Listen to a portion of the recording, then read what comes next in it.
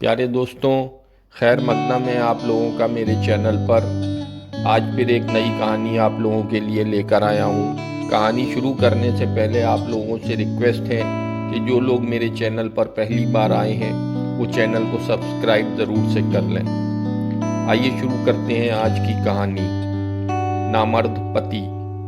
मेरा नाम आरती था। मैं अपने माँ बाप की एकलौती बेटी थी। हमारा बहुत बड़ा कारोबार था। हमारी शुगर और कपड़ों की फैक्ट्रियाँ थीं। मेरा कोई भाई नहीं था, तो पापा के साथ मैं ही सारा काम संभालती थी। फैक्ट्री में पापा मुझे सारा काम सिखा दिया था।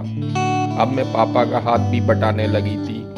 अचानक एक दिन मेरे पापा बोले कि बेटा, मैं बूढ़ा हो गया हूँ और यह सारी संपत्ति मैं आपके नाम करना चाहता हूँ। मैंने बहुत मना किया, लेकिन पापा ने सब कुछ मेरे नाम कर दिया। और कुछ दिनों के बाद ही उनकी हार्ट अटैक से मृत्यु हो गई।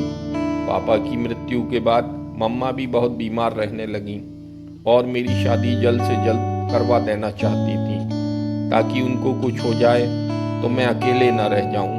पापा के जाने के बाद अब सारा काम मुझे ही देखना था। अब सारा दिन मैं उसी काम में बिजी रहती। सारी फैक्ट्रियों का लेखा जोखा मेरे हाथ में था। मेरे फैक्ट्री में ही एक इंचार्ज के पद पर एक लड़का था, जो कि देखने में काफ़ी हैंडसम लगता था। उसका नाम राजेश था और मुझे वह पसंद भी था, लेकिन मेरी उससे कहने की हिम्मत नहीं हुई। लेकिन अब अम्मा की ख्वाहिश को पूरा करना था, तो मैंने उसे एक बार अपने ऑफिस में बुलाया और उससे अपने दिल की बात कह दी। उसने तुरंत तो हाँ नहीं बोला, लेकिन कुछ दिनों के बाद उसने हाँ बोल दिया। तब ये बात मैंने अपनी मम्मा को बताई, तो वह बहुत खुश हुई। लेकिन राजेश से मैंने एक शर्त रखी कि शादी नॉर्मल तरीके से होगी। कोई भी आपका परिवार वाला हमारी शादी में नहीं आएगा, और आप मेरे होने वाले पति होंगे, तो ये सारी संपत्ति के मालिक भी आप होंगे। तो आप मेरे साथ घर में ही रहेंगे, क्योंकि मैं नहीं चाहती थी कि कोई मेरी संपत्ति पे नज़र गड़ाए। बहुत ही सिंपल तरीके से शादी के बाद राजेश मेरे घर पर ही आ गया। सुहाग रात की पहली रात थी। राजेश मुझसे बोला कि मैं आपको एक सच्चाई बताना चाहता हूँ। आप मुझसे गुस्सा मत करना, क्योंकि यह मेरी ज़िंदगी की सबसे बड़ी सच्चाई है। मैं आपसे बहुत प्यार करता हूँ, लेकिन मैं आपको बच्चा नहीं दे सकता। मैं एक नामर्द हूँ। यह बात सुन मुझे बहुत दुख हुआ। फिर भी मैंने वो स्वीकार कर लिया और अपनी ज़िंदगी राजेश के साथ गुजारने लगी। लेकिन मुझे कभी कभी एक बच्चे की कमी बहुत महसूस होती थी, कि हमारा कोई बच्चा नहीं। लेकिन राजेश के प्यार के सामने मैं सब कुछ भूल जाती थी। फिर मैंने राजेश से एक बच्चा गोद लेने की बात कही, तो राजेश बोला कि अगर आपको बुरा ना लगे तो एक बात कहूँ। मैंने बोला हाँ कहो। तो उसने कहा कि मेरी एक बहन है जिसका पति मर चुका है। उसका कोई पालने वाला नहीं है और वह काफ़ी छोटा है। अगर आप बोलो तो उस बच्चे को गोद ले लेते हैं। यह सुनकर मैं बहुत खुश हुई और हाँ बोल दिया। अगले दिन ही राजेश की बहन अपने बच्चे के साथ घर आ गई और बोली कि मैं अकेली हूँ, कुछ दिन बच्चे के साथ मुझे भी यहीं रहने दो। मैं एक आया के तौर पर इसकी देखभाल करूँगी। मैंने बच्चे को जब देखा तो उसे बहुत प्यार किया और अपने पास रखने लगी और अपनी आधी संपत्ति का मालिक भी बना दिया। उसकी ज़रूरत का सब सामान मैं लेकर आती थी और वह रात भर मेरे पास ही रहता था। एक दिन मैं बच्चे को नहला रही थी। मैंने देखा बच्चे की टांग पर एक काले रंग का निशान है। बिल्कुल ऐसा ही निशान राजेश की टांग पर भी था। शुरू में मुझे थोड़ा शक हुआ, लेकिन फिर मैंने इग्नोर कर दिया। लेकिन कुछ समय बाद मुझे दाल में कुछ काला लगने लगा, क्योंकि रात में बच्चा जब भी रोता तो राजेश उसे लेकर अपनी बहन के पास चला जाता और वहीं सो जाता था। एक दिन मैं राजेश को ढूंढ रही थी। राजेश कहाँ हो? आवाज़ आई, मैं बहन के साथ बैठा हूँ, आप कुछ खाना बना लो।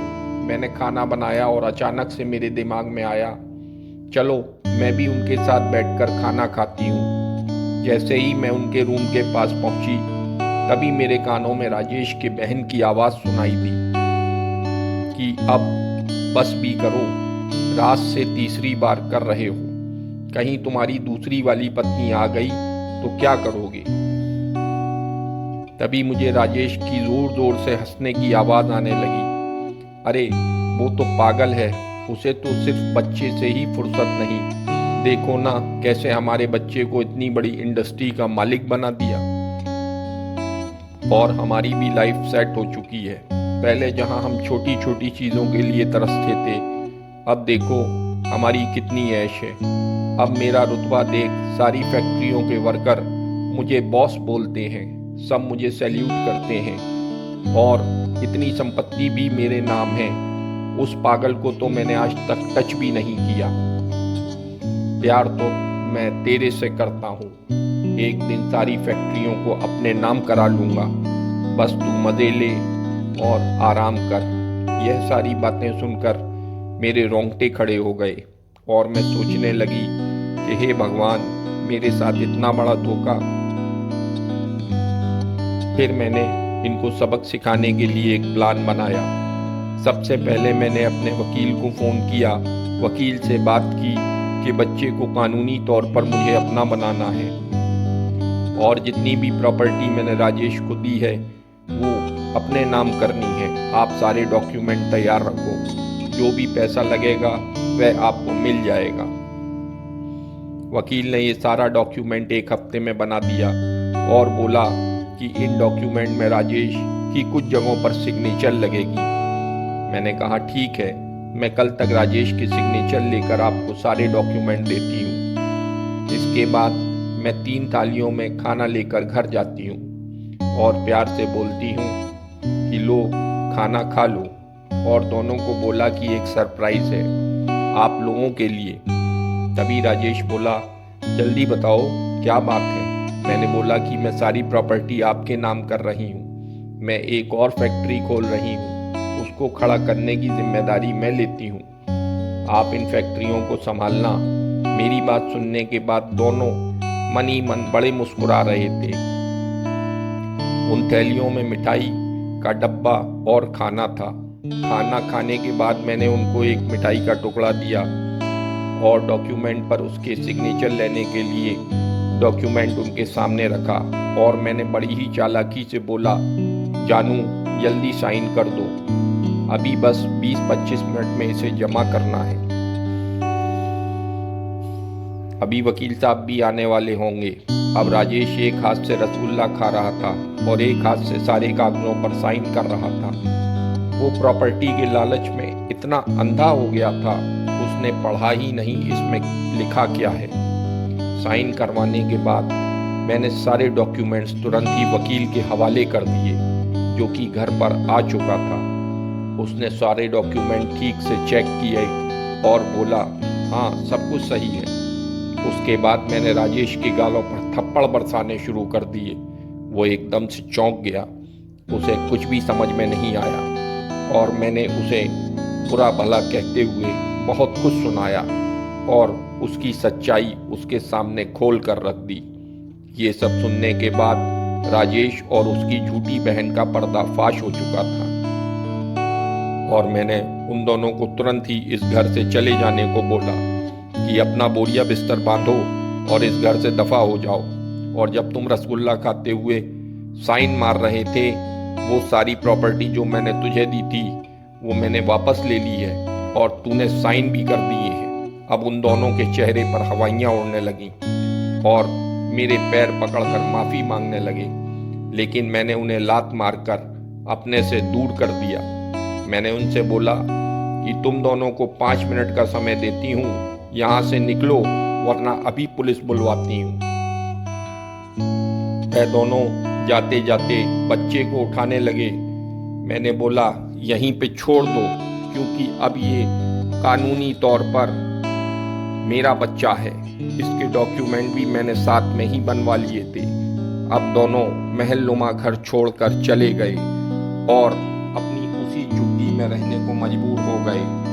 अगले दिन मैंने उसे काम से भी निकाल दिया। इसीलिए दोस्तों कहते हैं बुरे काम का बुरा ही नतीजा होता है। झूठ बोलकर आप लंबे समय तक नहीं रह सकते। प्यारे दोस्तों, ये कहानी आपको कैसी लगी कमेंट बॉक्स में ज़रूर बताइएगा। Thank you.